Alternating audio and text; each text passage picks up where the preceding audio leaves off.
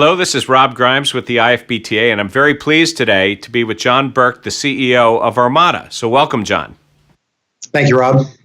So I would guess that since you work with so many different sides of the industry, that you probably have your finger on the pulse of the trends to come. What are the trends that you see and the trends that you follow? Well, I think that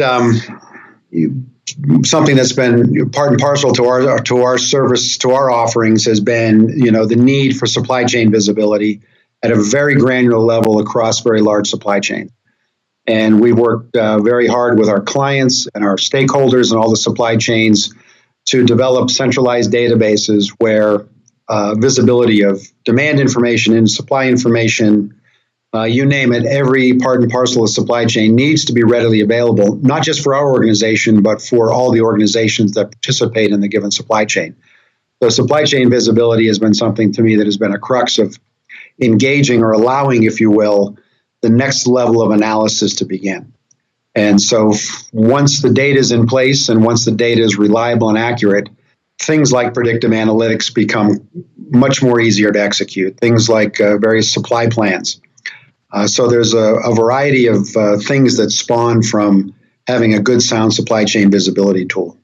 So, John, clearly you have a technology base and a technology solution here. Technology, innovation, they sort of come together. So where do you see your technology going? What do you see going on in the industry that creates the innovation that takes us to the next step in supply chain? Well, I think in a very broad sense, these are uniquely very exciting times in the industry because of so many innovations in so many different areas of the industry. And I think companies have to embrace all of the things going on around us. And of course, we can't pick up a newspaper from day to day and not see some new application of robotics or drones or you name it. It's just a fascinating time to be in the logistics industry. So for me, it's more about having a culture where innovation is embraced by all of the folks in the organization.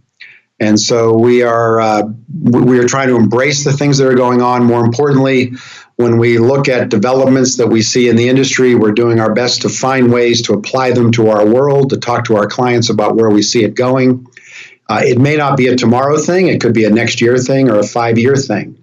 But being a part of innovation is really important to the long-term partnerships that we have with our clients. Are you, as a company, involved in the testing and bringing forward of certain types of innovation? I mean, I went to a consumer electronics show this year, and of course, putting aside drones, driverless automobiles, which, as I understand, I think Uber was doing a test in Pittsburgh where you're at, but also Right. You have trucks on the road in California or in Oregon that are doing delivery, that way. So how does that fit with either what you track or are you actually involved in working with people that are developing those technologies?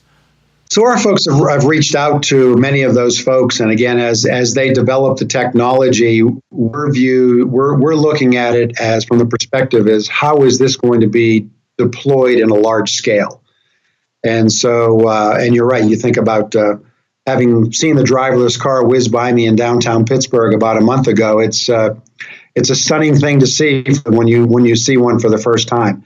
But obviously, we're looking at how is a supply chain going to operate with large-scale robotics? What kinds of technology platform will it run on?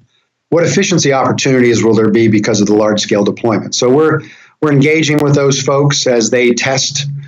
So many of the tests are not on a large scale yet, but we want to be ready for all of the technologies as they evolve and deploy, and we find ways to deploy them into large supply chains.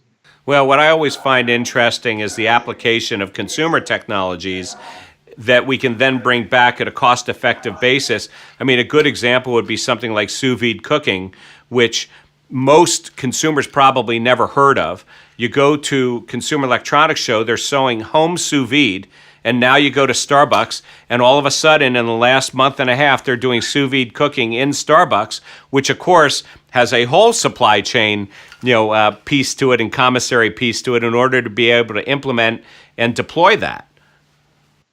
It's even if you think about it as simply as, it seems a month doesn't go by that there isn't an aha moment when you learn about a new app that provides some value to your life. And it's an exciting time. It's a time to embrace innovation and find the best ways to use technology to solve issues and solve problems and create more efficient supply chains for your clients.